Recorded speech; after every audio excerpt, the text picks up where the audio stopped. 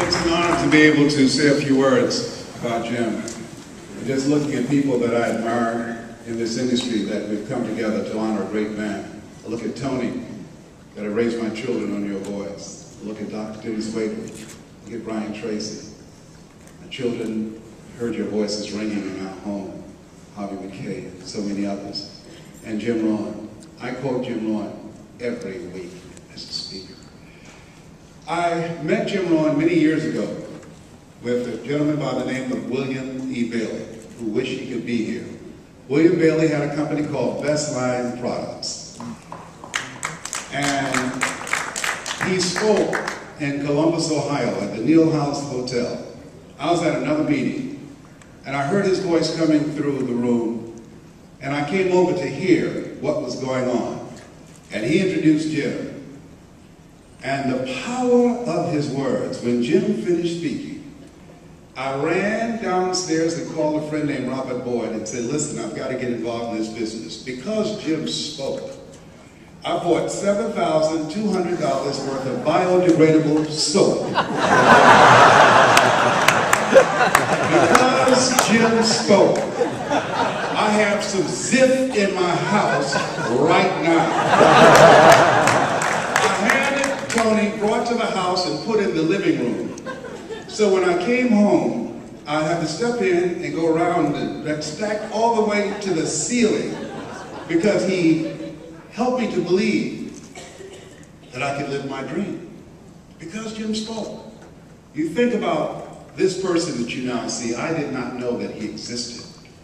I was born in a poor section of Miami, Florida called Liberty City, an abandoned building on a floor with a twin brother. And we were adopted by Mrs. Mamie Brown. She was 46, third grade education.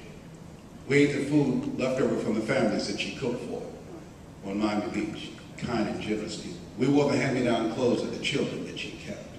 When I was in 5th grade, I was labeled educable, mentally retarded, put back from the 5th grade to the 4th grade, failed again when I was in the 8th grade. And with that limited and diminished sense of self, Robert Boyd gave me a Jim Rohn speech. And because he spoke how people live their lives as a result of the story they believe about themselves, he interrupted the story that I believed about myself. And when he spoke, he empowered me to begin to become, as Mother Teresa would say, a pencil in the hand of God and start writing a new chapter in my life. When he spoke,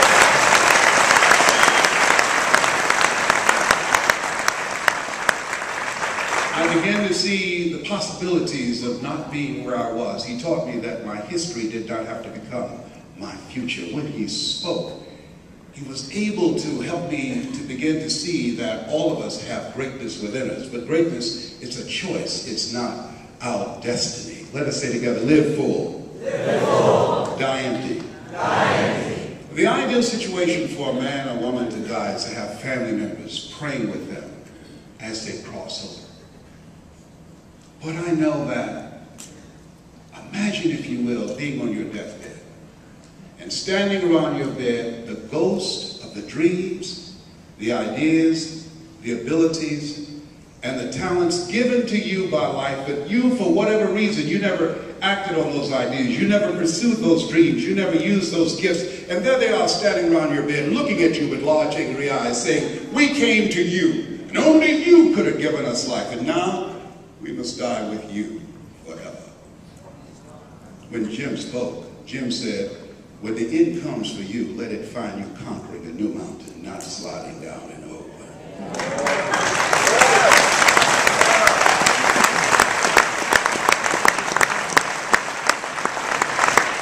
Jim taught us that things may happen to you and things may happen around you, but the only things that really count are the things that happen in you.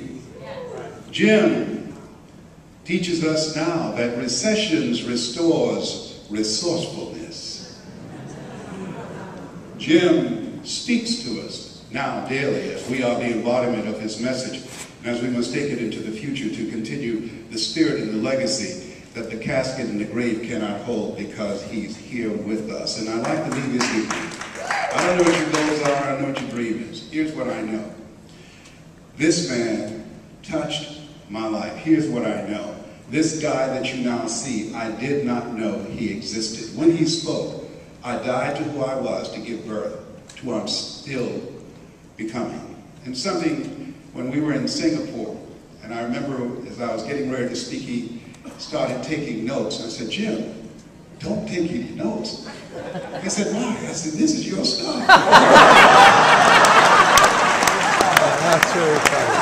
That is really funny.